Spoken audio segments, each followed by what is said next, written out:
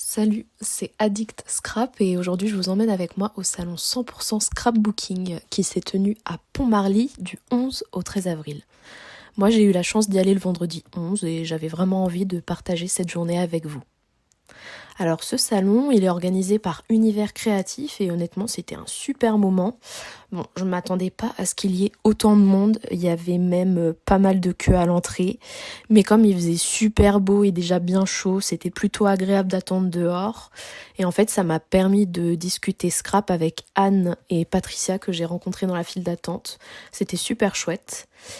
Et ensuite, on tombait directement sur l'allée qui était dédiée aux ateliers. Et là, justement, moi, j'ai participé à un atelier sur les feux d'aquarella qui durait 1 heure, qui était animé par Lucille, alias De Jolies Choses.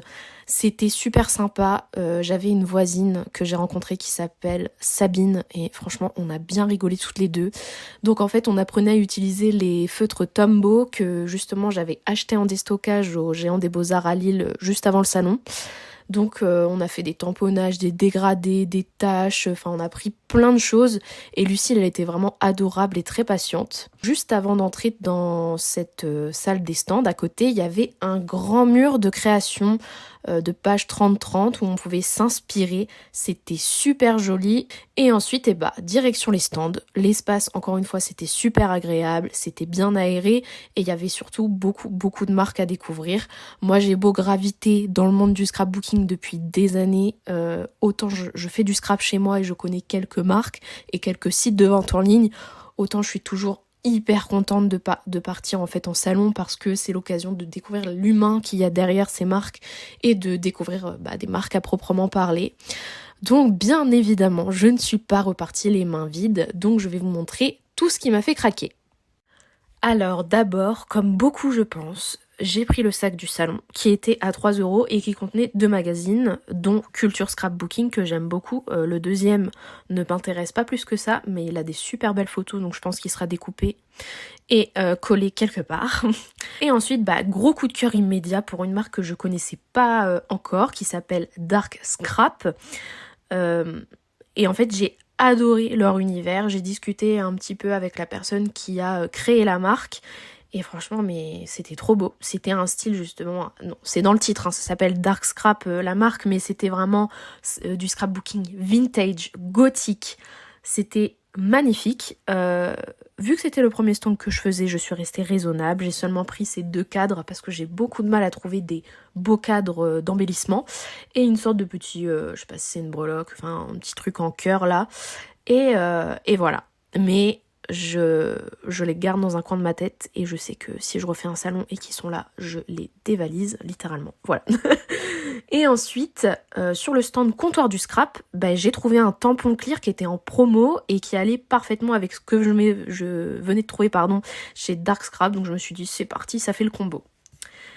Ensuite, donc moi j'étais à la recherche de nouveaux outils pour faire des fonds et donc j'ai trouvé un grand tampon clear chez Florilège Design qui était en promo. J'avoue que Florilège Design je n'achète jamais puisque je n'ai pas forcément les moyens quand c'est prix fort, mais là c'est un tampon que j'avais repéré, que je trouvais hyper sympa et qui était déstocké, enfin en promo à 3 €, donc je me suis jetée dessus. J'ai craqué et j'ai aussi pris 2 pochoirs qui étaient à moitié prix de la marque Kaisercraft. Ensuite j'ai continué à me balader et je suis tombée sur le stand La Bulle à Scrap et j'ai adoré leur sélection. Ils avaient plein de marques que j'aimais beaucoup et alors je sais pas si c'était un couple, j'ai l'impression que c'était un homme et une femme qui tenaient le stand et la dame qui m'a encaissée a été adorable avec moi, donc voilà, je voulais le souligner. Et donc j'ai pris 2 planches de stickers transfert de la marque Stamperia, j'ai pris des fleurs en papier qui je trouvais allaient bien avec et j'ai aussi pris une page de portrait vintage à découper puisque voilà, ça c'est totalement mon style. Et pareil, je trouve que c'est difficile de trouver des beaux papiers de qualité au niveau de petits portraits, petites choses à découper, donc j'ai sauté dessus. Ensuite, donc moi j'entends souvent parler de la marque Dans mes pochettes, mais je n'avais jamais encore testé. parce que bah en fait c'est pas mon style habituel. Moi je suis plutôt de la team vintage, shabby, etc. Alors que là c'est l'opposé. Mais j'ai eu envie de me lancer et puisque j'adore les collections d'automne, j'ai été super contente de trouver un pack de la collection automne 2023 si je ne m'abuse, qui était à moitié prix. Donc dans le pack vous avez les papiers, les die cuts, la planche de mots, les puffy stickers. Et tout ça, au lieu que ce soit 25 €, enfin 24,95, c'était moitié prix. Donc j'ai eu une collection presque complète pour 12 €. J'étais super contente. Et j'ai même eu de jolis petits cadeaux avec. Ensuite, sur le stand de Mam Scrap, qui était un stand que j'attendais beaucoup parce que j'avais vu que c'était quelqu'un qui vendait beaucoup de marques que j'adore, Stamperia, etc. J'ai craqué pour la collection Cabinet de curiosité de la marque Ciao Bella. C'est une marque que je ne connaissais pas, je ne sais pas comment j'ai fait pour ne pas connaître, puisque c'est exactement mon style. Donc je suis super contente, je crois qu'elle sera sur le prochain salon que je ferai. Et j'ai encore prévu de la dévaliser, voilà. Et la dame, pareil, adorable, puisque j'avais pas la monnaie de quelques centimes. Et du coup elle m'a fait un petit rabais de genre 5 centimes. Elle m'a pas pris la tête au niveau de la monnaie, enfin voilà. C'était une super rencontre. Donc j'ai pris de la collection le bloc de page 30-30.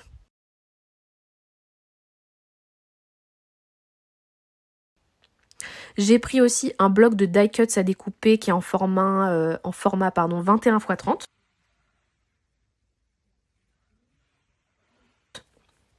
Et surtout, parce que c'est ce que j'ai vu en premier, j'ai pris un livre d'Ephéméra, il est génial. Dedans, en fait, on peut découper des die cuts, des stickers, et même à la fin, comme je vous le montre un petit peu quand je feuillette, il y a des grandes pochettes à coller, assembler, enfin c'est trop bien.